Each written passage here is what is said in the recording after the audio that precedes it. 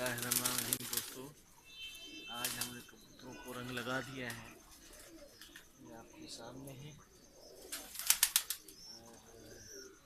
मौसम सरमा की तैयारी के हवाले से आज हमने अपने कबूतरों को रंग लगा दिया है।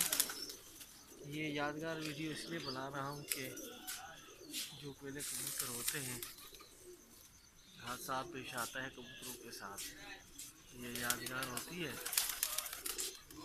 ये यादगार वीडियो होती है जी। सब कबूतर सामने आंखों के, ये जो आप देख रहे हैं, खोलने से पहले उनकी वीडियो बना लेनी चाहिए ताकि यादगार रहे कि कौन कौन से कबूतर थे अपने पास। जी, बेस्ट ऑफ लक तमाम प्लेयर्स को, खैर करेगी जी। संडे का दिन है, हमने आज संडे से भरपूर फ़ायदा उठाया है और कबूतरों को रंग लगाया, ये आप देख सकते हैं।